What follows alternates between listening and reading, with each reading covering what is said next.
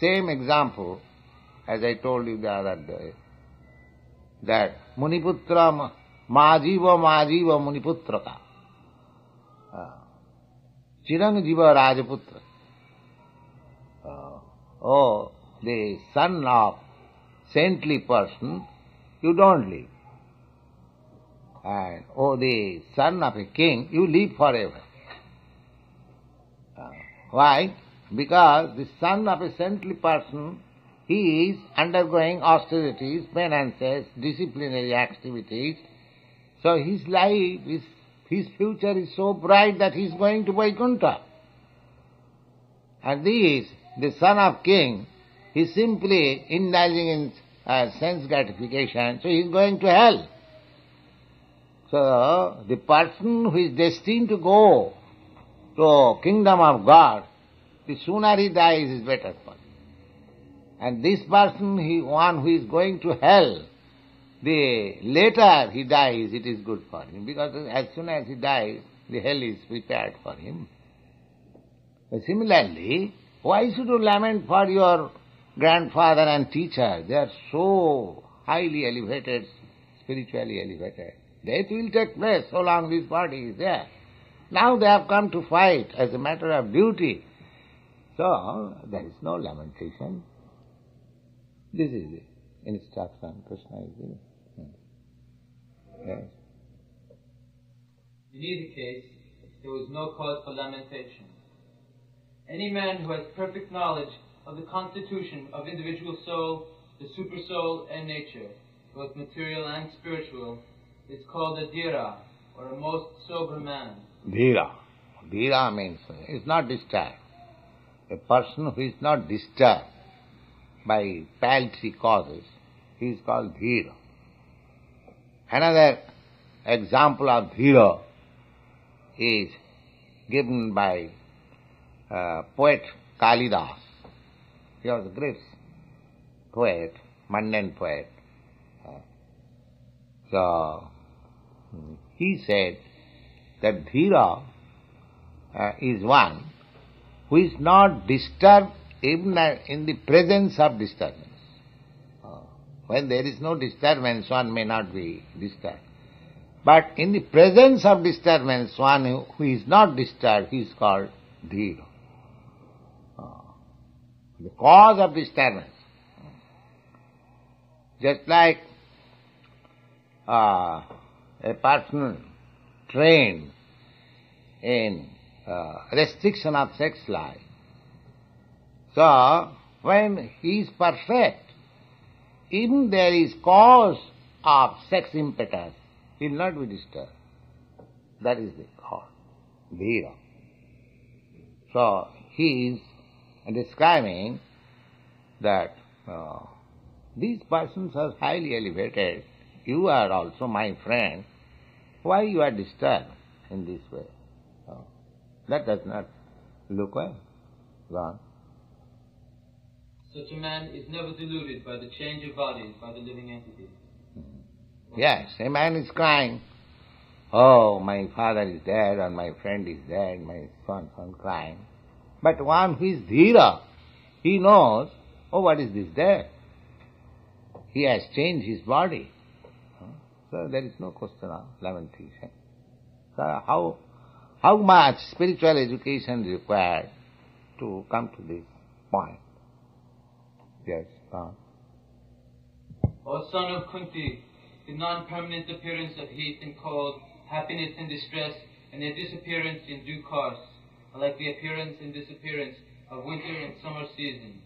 They arise from sense perception, O sign of Bharata, and one must learn to tolerate them without being disturbed. Now the question is, yes, I understand that my grandfather is spirit soul and this body is material. Still, by nature, I will be unhappy. If my grandfather is killed and my teacher is killed, I will be unhappy. So Krishna is instructing Arjuna that this kind of unhappiness, distress, is this world. You cannot avoid. These are necessary distresses. The example is giving that severe cold in the winter season, in the month of January or some month, the winter is very severe, intolerable. Sometimes, somewhere it is below 30 degrees, 0. But what is to be done? The people in such part of the world who live, just like in Canada, it goes sometimes 30 degrees below 0. Does it mean that they will close their offices and work and everything? No. Everything is going on as usual. One has to tolerate, that's all. In India also, India and other parts of the eastern countries, just like Arabia, Iraq, or during summer time, the temperature is 135. We cannot imagine. 135. In India we have experienced temperature, I have experienced up to 118 degrees. Not always, unusually. But 110 degrees is usual during summertime. 110 degrees. Usual temperature. So does it mean the scorching heat? You cannot get out on the street. But still, one has to go to office, one has to go to work. There are some cases of heat stroke. Still nobody can stop his duty. Similarly, even if you think that by discharging your duty as a warrior, as a Kshatri, your grandfather will be killed, of course there is no cause of lamentation, he will get another new body. But even if you think, if your bodily concept is so strong, if you are sorry, so you have to, tolerate. Just one has to tolerate extreme heat and extreme cold. There is no cause of crying, oh, there is extreme heat, extreme heat. What do you do? That is nature's law. Extreme heat, everyone is cooking. Nobody says, oh, today is extreme heat, I cannot cook. No, everybody is cooking, although there is suffering. Similarly, there is extreme cold, but everyone is taking bath in the Ganges. Nobody says, oh, I will not take bath. So duty has to be done. There may be some suffering, temporary, even though Krishna never says, oh, my dear Arjuna, you are my friend. All right, you are feeling so much sorry. All right, I shall do it for you. You sit down, silent. No, Krishna never says that. You have to do it. Although he says that this battle is arranged by me, they are already killed. Nobody is going back. Still, you have to do it. So our duty, persons who are Krishna consciousness, engaged in Krishna consciousness, they should always know that everything is to be done by Krishna. We cannot do anything without Krishna's sanction. But still we have to do our own duty. Not that, oh, Krishna will do everything, therefore we shall not try for a storefront, or we shall not go to see this man, Krishna. No, that is lethargy. You have to do your own duty. But result depend on Krishna. This is Krishna consciousness. You don't be sorry if there is failure. You don't be unhappy if there is success.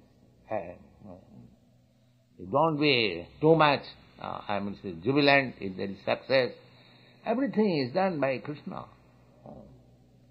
This is the attitude of Krishna consciousness. They have to do their own duty. Never mind whether it is suffering or happiness. Doesn't matter. O best among men, the person who is not disturbed by happiness and distress, and is steady in both, is certainly eligible for liberation. Yes. This is the signs, characteristics or symptoms of a person who is going to be liberated in this life. He has to do his duty. So far we are concerned, we have accepted Krishna consciousness duty, so we have to execute our duties faithfully and seriously. Then it is sure Krishna will give us the desired result. A nice example is given, just like a girl is married to a boy.